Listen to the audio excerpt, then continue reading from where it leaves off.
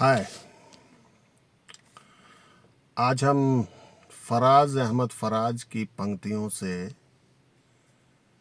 इश्क, मोहब्बत, प्रेम इसको समझने की कोशिश करेंगे। इश्क, मोहब्बत और प्रेम के अलग अलग स्टेजेस होते हैं।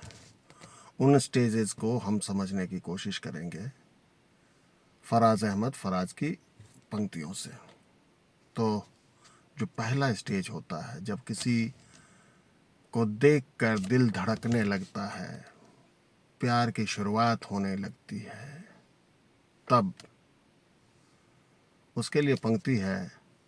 सुना है बोले तो बातों से फूल झड़ते हैं, सुना है कि बोले तो बातों से फूल झड़ते हैं, ये बात है तो चलो बात करके देखते हैं।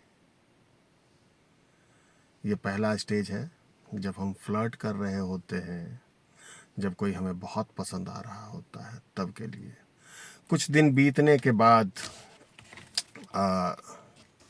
जब इकरार हो गया होता है, इकरार होने के करीब होते हैं, तब जिंदगी से यही गिला है मुझे, जिंदगी से यही गिला है मुझे, तू बहुत देर से मिला है मुझे।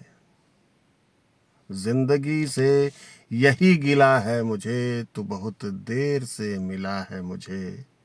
तो मोहब्बत से कोई चाल तो चल, तो मोहब्बत से कोई चाल तो चल, हार जाने का हौसला है मुझे। तो ये स्टेज 2 है। कुछ दिन बीत जाने के बाद जब सिचुएशनशिप की स्थिति होती है, जब दोनों में सिचुएशनशिप, आप सब समझते होंगे कि एक नया टर्म है जहां दोनों का रिलेशन तो है, संबंध तो है, लेकिन उसमें विश्वास की कमी आनी शुरू हो जाती है। और तब के लिए ये पंक्ति है। ये भी क्या कम है कि हम दोनों का भरम कायम है, ये भी क्या कम है कि हम दोनों का भरम कायम है।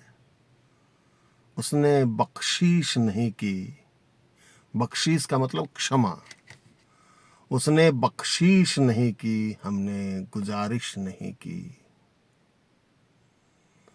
तो ये सिचुएशनशिप को लेकर के है, ये स्टेज 3 है।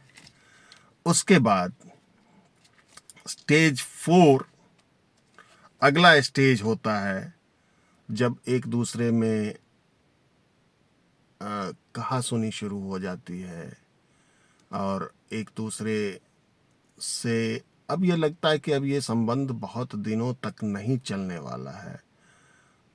तो उस स्टेज के लिए ये लाइन है। इससे पहले कि बेवफा हो जाएं, इससे पहले कि बेवफा हो जाएं, क्यों ना ए दोस्त जुदा हो जाएं। तू भी हीरे से बन गया पत्थर, तू भी हीरे से बन गया पत्थर, हम भी कल जाने क्या से क्या हो जाएं। इससे पहले कि बेवफा हो जाएं, क्यों ना ये दोस्त जुदा हो जाएं। और उसका अगला स्टेज जो होता है वह एकदम से ब्रेकअप होने के करीब होने पर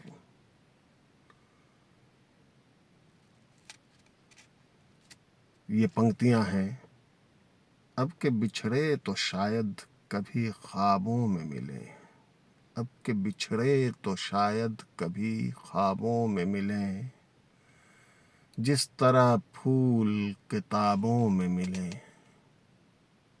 अब के बिछड़े तो शायद ख्वाबों में मिले।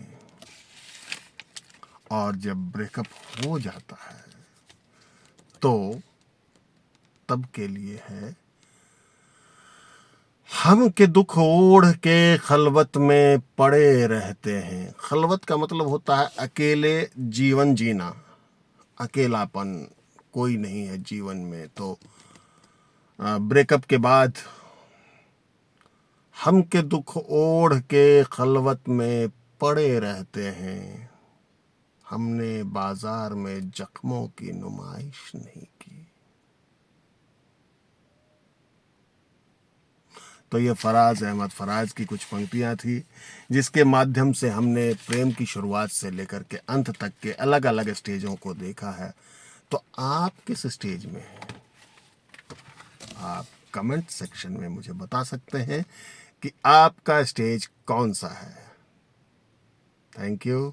फिर मिलते हैं नेक्स्ट एपिसोड में।